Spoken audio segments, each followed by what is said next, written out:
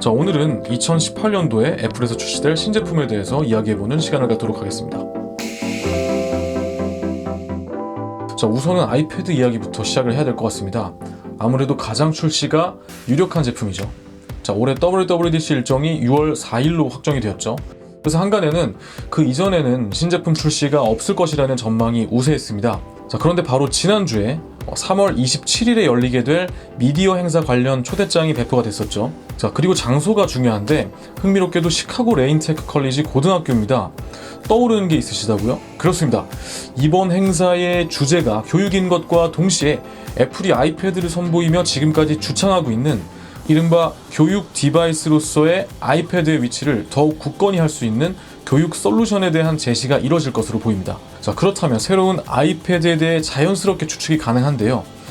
자, 더 버지라든지 엔가젯과 같은 해외 유력 매체에 따르면 9.7인치를 가진 새로운 아이패드는 지난 1분기에 출시되었었죠. $329의 아이패드보다 약 10%가량 더 저렴하고 애플 펜슬까지도 지원이 된다고 합니다. 자, 그렇게 되면 한국 가격으로 약 30만원 후반에서 신형 아이패드를 만나볼 수 있겠네요.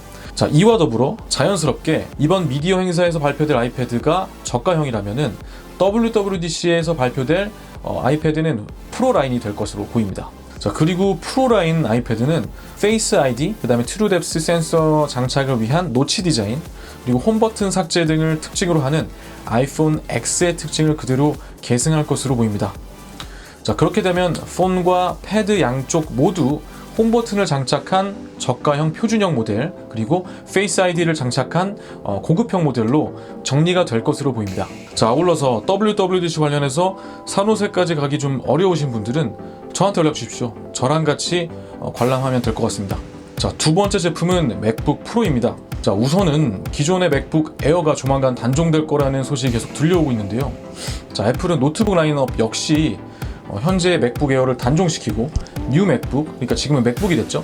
뉴 맥북과 그리고 맥북 프로 이 두 라인으로 정리를 할 것으로 보입니다. 애플에서도 실제로 이제는 뉴 맥북이 아닌 맥북으로 표기를 하고 있는데요. 그리고 이 뉴 맥북, 그러니까 맥북에 13.3인치 디스플레이를 장착하는 것이죠. 당연히 레티나 디스플레이가 들어갈 것입니다. 자, 물론 프로 라인에 들어가는 디스플레이랑은 다릅니다. 둘 다 이제 레티나 디스플레이이긴 한데 프로 라인에 들어가는 디스플레이는 옥사이드 TFT가 되어 있고요.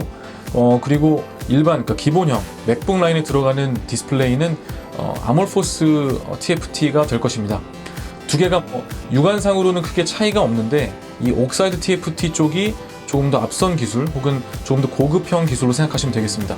자, 아울러서 가격이 $800까지 내려올 것이라는 전망이 있는데요. 만약에 정말로 이 가격대에 출시가 되어서 한국 가격으로는 100만원대 초반 정도에 출시가 될 것 같은데요. 그러면 정말 다시 한번 노트북 시장에 거대한 파란을 일으킬 것이라고 생각합니다. 자, 다음으로는 정말 많은 분들이 기다리고 계시는 아이폰 SE2입니다. 정말 많은 렌더링 이미지들이 넷상에 돌아다니고 있는데요. 바로 저번 주에 실사용 영상까지 등장했습니다.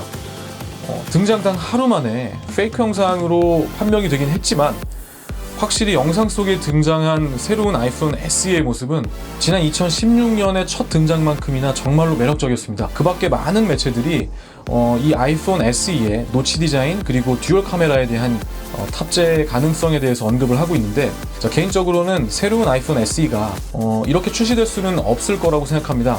그 이유에 대해서 말씀을 드리면 우선은 이 SE의 컨셉 자체에 대해서 생각을 한번 해봐야 되는데, 이 제품은 아이폰의 투트랙 가격 정책에도 불구하고 여전히 가격에 부담을 느끼는 인도나 중국의 매스 고객들을 애플의 생태계로 유인하기 위함이었죠. 아울러서는 구형 제품에 사용되고 남았던 재고 부품들을 활용하기 위한 방안으로서 구상이 되었던 겁니다. 따라서 이 제품에 현재의 아이폰 X에 탑재되는, 다시 말해 고가형 아이폰 라인업에 탑재되는 기술들을 바로 적용시키는 것은 조금 어렵다고 생각합니다. 물론 예상 판매 대수보다 실제 판매된 수가 적었던 아이폰 X에 이미 공급된 부품 처리 방안으로서 활용될 가능성이 있습니다.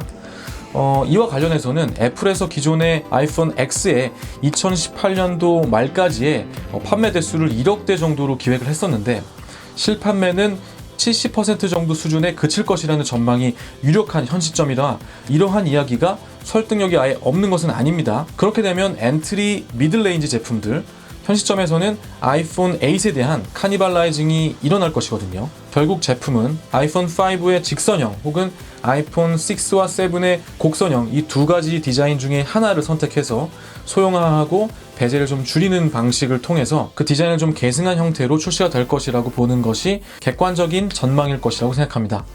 자, 어찌되었든 베젤이 2016년 첫 번째 모델 출시 당시보다 계속 줄어들고 있는 상황에서의 SE 라인업은 더욱더 매력적인 제품이 되고 있습니다.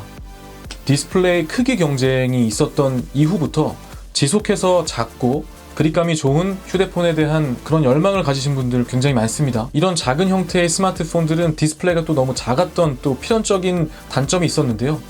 디스플레이가 작을수록 베젤 축소에 따른 화면의 확대가 훨씬 더 체감이 많이 되겠죠. 그런 이유 때문에 더욱더 매력적인 제품이 되는 겁니다.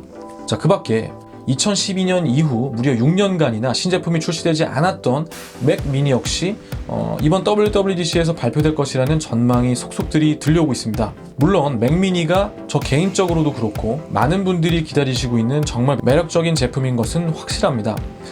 하지만 계속해서 애플이 이 제품을 내놓지 않는 이유에 대해서는 제가 하고 있는 추측은 이 썬더볼트 디스플레이와 맥 미니의 조합, 원래 구상대로라면요, 이 판매 측면에서 애플에게 그다지 좋은 결과를 낳지 않는다고 판단하는 것 같습니다. 왜냐하면 이 썬더볼트 디스플레이가 애플의 충성 고객층이 아니지만 한번 그 애플스러움을 사용해보고 싶거나 그것을 향유해보고 싶은 그런 고객에게 기존의 윈도우 PC와 아주 예쁘고 맥스러운 썬더볼트 디스플레이 조합이라는 매력적인 선택지를 제시하고 있기 때문입니다.